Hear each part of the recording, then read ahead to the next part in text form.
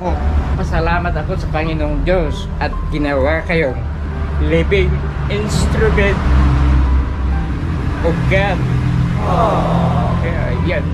Kasi talaga, ang buhay ng nag-iisa talaga napakahirap. Iniiwanan, pinababayaan, kinakalimutan.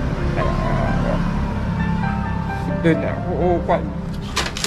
Doon ako nalulungkot.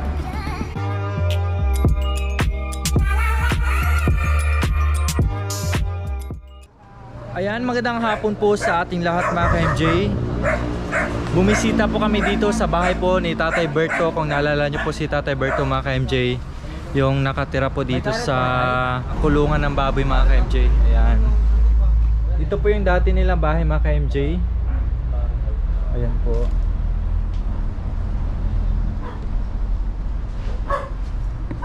Ayan. At ngayon po mga ka-MJ, ito na po yung tinitirhan ni Tatay Berto.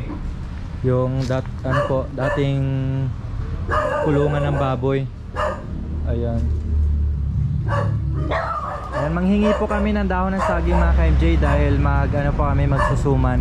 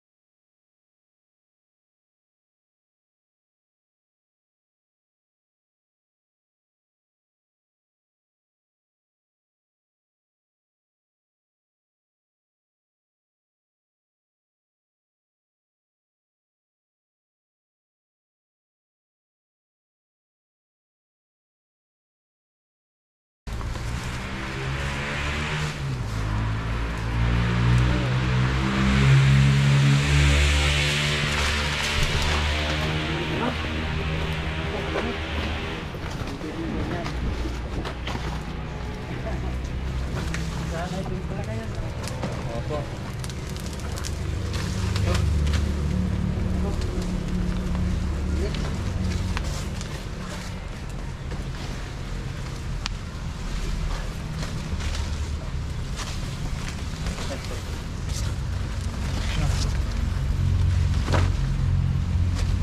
Yan kasi yung hard. Bata muna ng dahon. Dahon na laya.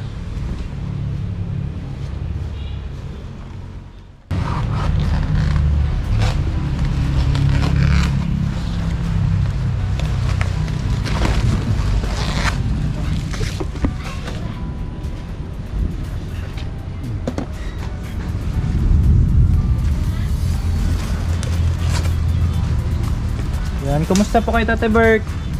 Ganito lang nagtatanim, hindi ako tumitigil ako pagtatanim ng saging para may kapalit nito. Opo. Balisan po ba yung farm nyo, Tatay Bert? Saan po yung pinagtataniman nyo? Doon sa kabila ng tulay. Sa may... Diyan Anong lang barangay po? sa kabila. Dyan. Oo. Binigay ng tsuhin namin yun para taniman to. Mga anong tanim nyo po doon, Tatay Bert? Tulad ng mga saging? Yung wala. Ayaw ko na ng mga gulay. Puro saging. Ay, puro saging po. Puro saging na lang. Kasi pag gulay, tingi-tingi lang. Ito, pag isang bulik o dalawa, medyo may halaga na. Opo. May nakakaraos ka na, pantawid, gutom. Yun po yung diskarte na ginagawa ni Tatay Berto mga ka-MJ, no?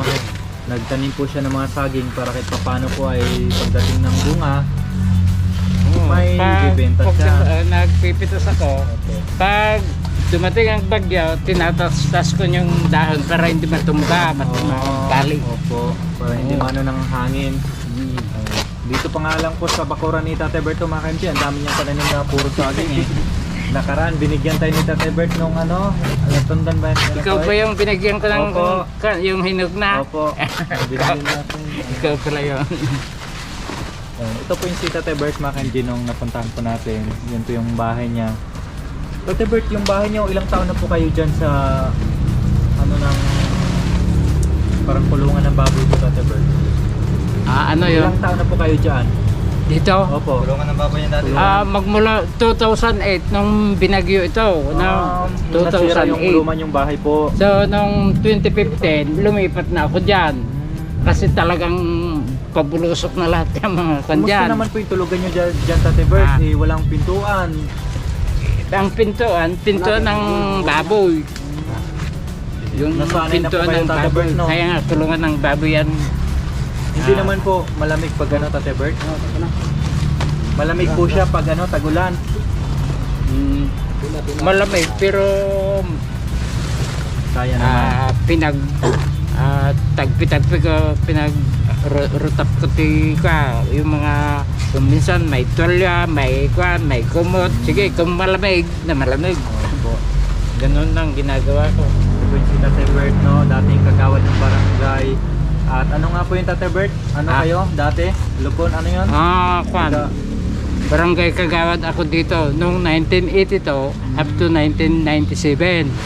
Then tuloy-tuloy din na Barangay Lupon din ako, membro ako ng Lupon, taga-pamayapa ng barangay. Opo, pag may nag-aaway po, Tatay Bert, kayo po. Yung Nag-advise sa amicable kanila. settlement ang ginagawa namin.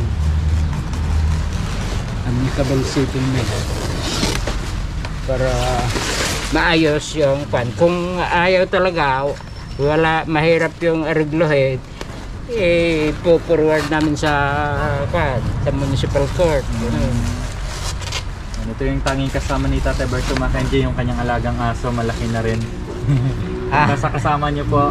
Oh, yan, kasama ko yan na pag tumahol may tao. Kasi ito yung naging gabay ni Tatay Berto, kasi pag lalo na kapag may ahas, kumbaga pag pagdating may ni Tatay ahas Bert, o yung pusa, sumasalubong sila sa akin pagdating ko sa gabi. Sumasalubong din, nakikliran yung daanan ko. Pag dumadaan po Hindi kayo na ako takot sa ahas po. ahas. Maraming ahas. Opo. Kaya lang hindi na po kayo natakot. Basta sa dyan sa dinadaanan ko dyan, maraming ahas. Opo. Pero hindi na ako takot. Basta tumingala ako sa Diyos, siya lang bahala sa akin. Kami, Tatay Berto, bilang tagapangasiwa kayo noon, kaming mga kabataan, Tatay Berto, tulad namin ni Makoy Jacoy at ni Sarge, ano po yung may i-advise nyo po sa amin, Tatay Berto? Sipag at syaga ang una sa lahat sa langit, ano? Opo. Then obey the words of your parents. Yun. Then alam nyo na sa edad nyo, alam nyo ng batas, masama at mabuti. Tama at mali. So piliin nyo, choose the right. Yun. Basta manalangin. Manalangin Choose muna. the right. Ayan. Ayan. Tamaan, piliin yung tama. Piliin ang Gumawa tama. ng mabuti.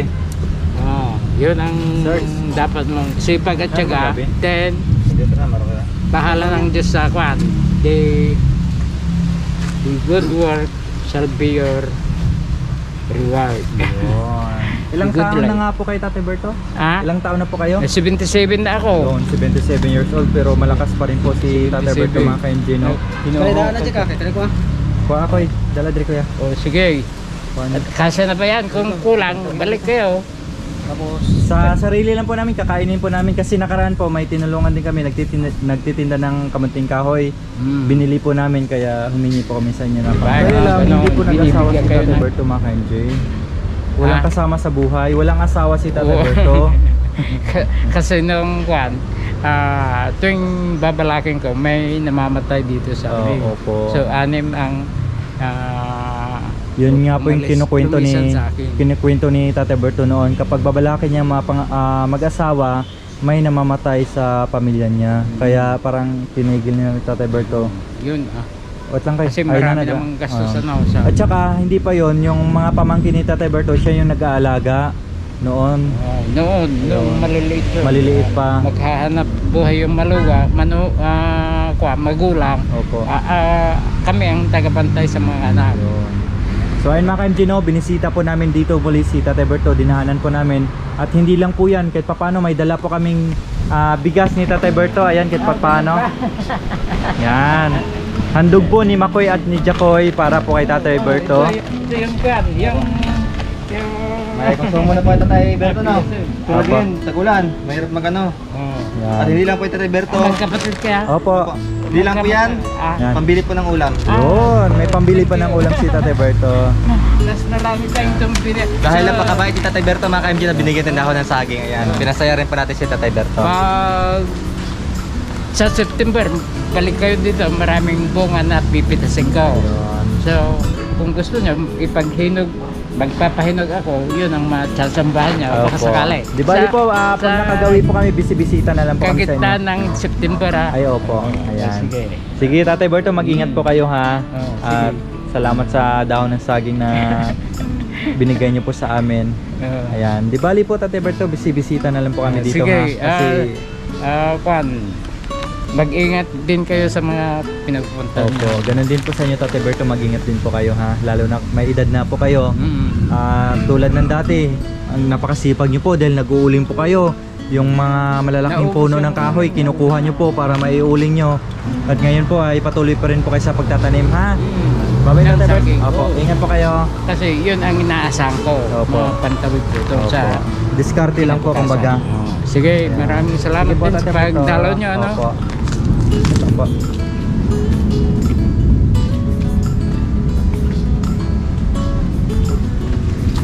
Lagay ko lang to. Sige po, Tatay Bert.